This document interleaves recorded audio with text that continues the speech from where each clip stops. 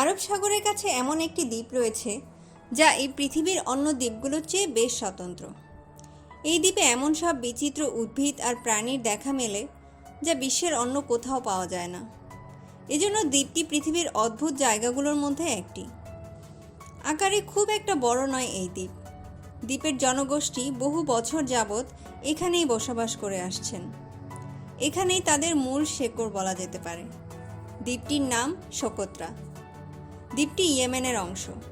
দ্বীপটিতে স্থানীয় শত শত প্রজাতির উদ্ভিদ এবং প্রাণীর সুরক্ষা এবং সুরক্ষিত রাখার জন্য সোকোত্রাকে 2008 সালে ইউনেস্কো বিশ্বের ঐতিহ্যবাহী এক স্থান হিসাবে মনোনীত করেছে।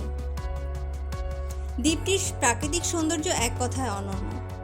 বালুময় সৈকত, পাথুরে উৎসব ভূমি আর উঁচু নিচু পাহাড়, এই নিয়ে দ্বীপটি গঠিত।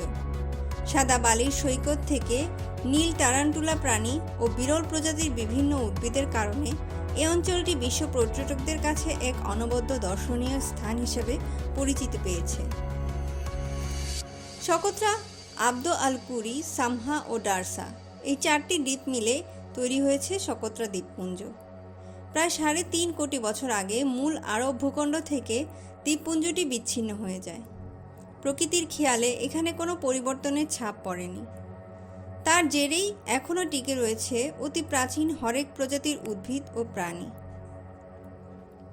ইয়েমেনের মূল ভূখণ্ড থেকে 220 মাইল দূরে অবস্থিত সোকোত্রা দ্বীপপুঞ্জ। 4টি দ্বীপের মধ্যে সোকোত্রায় সবচেয়ে বৃহত্তম দ্বীপ। 95% জলাভূমি তার অধিকারে রয়েছে। শুধুমাত্র এই দ্বীপেই জনবসতি রয়েছে। পূর্ব আফ্রিকা থেকে 250 কিলোমিটার দূরে অবস্থিত সোকোত্রা দ্বীপ। দৈর্ঘ্যে এই দ্বীপ 132 কিলোমিটার এবং চওড়ায় 49.7 কিলোমিটার। দ্বীপটি ইয়েমেনের অংশ হলেও সোমালিয়ার উপকূলের খুব কাছেই এটি অবস্থিত। দ্বীপ জুড়ে বিরল প্রজাতির নানা উদ্ভিদের দেখা মেলে। দ্বীপের কোথাও ছাতার মতো গাছ, আবার কোথাও দেখা যায় খর্বাকৃতির গাছ। কোনো গাছ পাতাহীন, কিন্তু গাছের প্রতিটি ডালে ফুল ফুটে আছে। এ যেন কোনো ভিন গ্রহের আবাসভূমি। সোকোত্রা দ্বীপে 825 প্রজাতির উদ্ভিদের মধ্যে 360টি প্রজাতি স্থানীয়। এখানকার প্রায় 37% উদ্ভিদকে পৃথিবীর অন্য কোথাও জন্মাতে দেখা যায় না। এর মধ্যে কোনো কোনো প্রজাতি আবার প্রায় 2 কোটি বছর ধরে টিকে রয়েছে। গবেষকদের মতে অত্যাধিক জলাভাব এবং প্রখর তাপমাত্রার কারণেই গাছগুলো এমন অদ্ভুত দেখতে হয়েছে। 2004 সালে বিশ্ব পরিবেশ সংস্থা সোকোত্রা দ্বীপপুঞ্জের 3টি প্রজাতিকে অতি বিপন্ন এবং 27টি প্রজাতিকে বিপন্ন উদ্ভিদের তালিকা অন্তর্ভুক্ত করেছে। সোকোত্রা দ্বীপপুঞ্জের এক বিস্ময়কর গাছের নাম ড্রাগন ব্লাড ট্রি। এই দ্বীপপুঞ্জের বাইরে আর কোথাও এই গাছ জন্মায় না। উদ্ভিদ বিজ্ঞানীদের মধ্যে গাছগুলো প্রকৃতপক্ষে প্রাগৈতিহাসিক অরণ্যের অংশবিশেষ। এই প্রজাতির গাছ 650 বছরেরও বেশি সময় ধরে বাঁচে।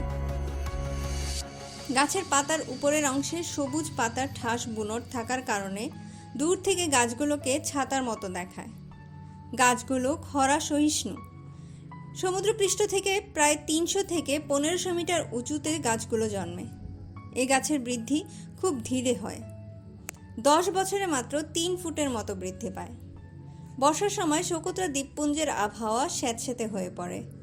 তখন ড্রাগন ব্লাড ট্রি তার পাতার সাহায্যে বাতাসের জলীয় কণা শুষে নেয়। তারপর শেকড় এবং শাখা প্রশাখার সাহায্যে তা গাছের সারা শরীরে পৌঁছে দেয়। এই গাছে টকটকে লাল রঙের এক ধরনের ফল হয়, যা গবাদি পশুর খাদ্য হিসেবে ব্যবহৃত হয়। গাছের গুঁড়ি থেকে ঘন লাল রঙের আঠা পাওয়া যায়, যা আয়ুর্বেদিক ওষুধ এবং রং তৈরিতে ব্যবহৃত হয়। এই আঠা একসময় বহির্বিশ্বে রপ্তানিও হতো। গাছের এই লাল রস থেকেই স্থানীয়দের মুখে গাছটির নাম হয়ে যায় ড্রাগন ব্লাড ট্রি। গাছটি এতটাই জনপ্রিয় যে ইয়েমেনের মুদ্রায়ও এর ছবি খোদিত আছে। এই দ্বীপে এক ধরনের শসা গাছও হয়। এই গাছও ভীষণ অদ্ভুতুরে। ফুলে থাকা কাণ্ডটি মানুষের চেয়েও উঁচু। ন্যাশনাল জিওগ্রাফির মতে 90%-এরও বেশি সরীসৃপ এখানকার স্থানীয়। দ্বীপে 35 প্রজাতির প্রাণী দেখা পাওয়া যায়, যার মধ্যে 29টি স্থানীয় সরীসৃপ এবং 6 প্রজাতির স্থানীয় পাখির সন্ধান পাওয়া যায়। এসব প্রাণীর জন্ম বংশবৃদ্ধি এই দ্বীপেই। এখানকার স্থল শামুকের 95%ই বিশ্বের কোনো জায়গায় পাওয়া যায় না। নানা প্রজাতির মাকড়সা, পাহিন টিকটিকি, 3 প্রজাতির কাঁকড়া, যা এখানকার বিচিত্র প্রাণী জগৎ।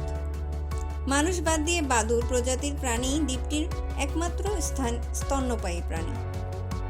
তবে দ্বীপটিতে প্রচুর সরীসৃপ আছে। সরীসৃপগুলোর 90%ই এই দ্বীপের বাইরে কোথাও পাওয়া যায় না। সোকোত্রা দ্বীপের এক বিষাক্ত প্রাণী ব্লু বেবুন স্পাইডার। এই মাকড়সার বর্ণিল রং এবং এর আচার আচরণ অন্যান্য মাকড়সার চেয়ে সম্পূর্ণ আলাদা। আশ্চর্যের বিষয় হলো দ্বীপটিতে কোনো উভচর প্রাণী নেই। সৈকত এবং পাহাড় দ্বীপটিকে ঘিরে রয়েছে। দ্বীপ উপকূল জুড়ে বেশ কয়েকটি সমুদ্র সৈকত রয়েছে। সাদা বালির এই অপরূপ সৈকত আরব সাগর থেকে গার্ডাফুই চ্যানেল পর্যন্ত বিস্তৃত। এই সাদা বালির সৈকত এ অঞ্চলে খুব একটা দেখা যায় না। সৈকতের এই সাদা বালির কারণেই এই দ্বীপটিকে ভিনগ্রহের দ্বীপ হিসেবেও অনেকে অভিহিত করেন।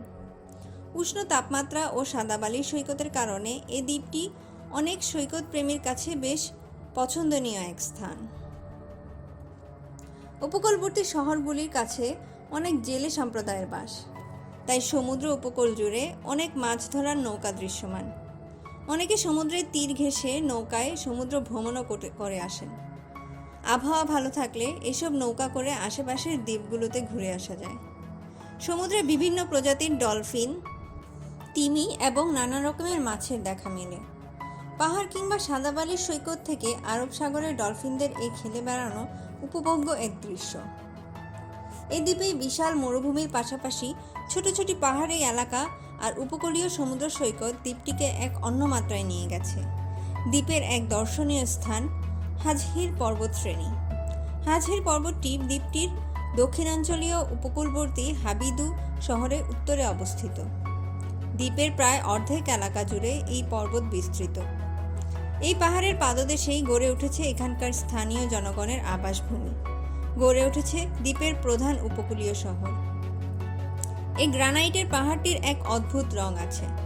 কাছাকাছি সমুদ্র সৈকত থেকে বাতাসে ভেসে আসা কুয়াশা পাহাড়ের চারপাশে এক অদ্ভুত রহস্যময়তার আবরণ সৃষ্টি করে। এই দ্বীপের আরও একটি পাহাড় মাসানিক। এটি সর্বোচ্চ পর্বতমালা, যা সমুদ্রপৃষ্ঠ থেকে 1500 মিটার উপরে অবস্থিত। অনেক পর্যটকই হাইকিংয়ের জন্য এই পাহাড়টিকে বেছে নেন। দ্বীপের পাহাড় জুড়ে শত শত ছোট গুহা রয়েছে, যা স্ট্যালাকটাইট বা স্ট্যালামাইটে ভরপূর্ণ। বিভিন্ন যুদ্ধের ধ্বংসাবশেষ। দ্বিতীয় বিশ্বযুদ্ধের সময় জার্মান সেনাবাহিনী দক্ষিণ আরবের অনেক জায়গা দখল করে নেয়। পরবর্তীকালে শীতল যুদ্ধের মাঝামাঝি সময় ব্রিটিশ সৈন্যরা তা আবার দখল করে নেয়। এর কিছু সময় পর সোভিয়েত সৈন্যরা সোকোত্রা দ্বীপপুঞ্জের পুরো এলাকাটি দখল করে নেয়। পরবর্তীকালে বহু সময় ধরে মধ্যপ্রাচ্য সরকার দ্বীপটিকে সামরিক বেস হিসেবে ব্যবহার করে এসেছে। বিভিন্ন দেশের সামরিক বাহিনী এই দ্বীপে অবস্থানকালে তাদের ব্যবহৃত নানা সামরিক উপকরণের চিহ্ন এখনও দ্বীপের নানা স্থানে দেখতে পাওয়া যায়। আজও দ্বীপের বিভিন্ন স্থানে যুদ্ধের নানা ধ্বংসাবশেষ, যেমন যুদ্ধ ট্যাঙ্ক, কামান প্রভৃতি পরিত্যক্ত সামরিক যন্ত্রপাতির দেখা মেলে। এই দ্বীপ জুড়ে বিভিন্ন প্রত্নতাত্ত্বিক নিদর্শন ছড়িয়ে রয়েছে। বিভিন্ন বিজ্ঞানীরা এখানে খনন কার্য চালিয়ে প্রাচীনকালের বহু নিদর্শনের সন্ধান পেয়েছেন। এখনও দ্বীপের অনেক জায়গায় অনুসন্ধান চলছে, যদিও এসব নিদর্শনের আর্থিক মূল্য তেমন না। তা না থাকলেও এর ঐতিহাসিক মূল্যে কোনো অংশে কম নয়। সমুদ্রের উপর প্রাচীন এক পরিত্যক্ত দুর্গ রয়েছে, যা অনেককাল আগের পুরনো ইতিহাসের সাক্ষ্য বহন করছে। এসব দুর্গ খিলান দ্বীপটিকে আরও রহস্যময় করে তুলেছে। ভৌগোলিকভাবে দ্বীপটি বেশ তাৎপর্যপূর্ণ। সারা বছরই এখানে হালকা বৃষ্টিপাত হয়। বর্ষা মৌসুমে এই বৃষ্টিপাতের পরিমাণ বেড়ে যায়। এ সময় সমুদ্র উপকূলবর্তী এলাকাগুলোয় ঘন কুয়াশার সৃষ্টি হয়। সারা বছরই দ্বীপের তাপমাত্রা মোটামুটি স্থিতিশীল। গ্রীষ্ম, বর্ষা কিংবা শীত যে কোনো সময় এখানে এলে দেখা যাবে এক ধরনের কুয়াশা সমুদ্র উপকূলবর্তী এলাকা জুড়ে সবসময় এক কুহেলিকার আবরণ তৈরি করে রেখেছে। দ্বীপটি তেমন জনবহুল নয়। সোকোত্রায় বর্তমানে 600টি গ্রামে প্রায় 60,000 মানুষ বসবাস করছে।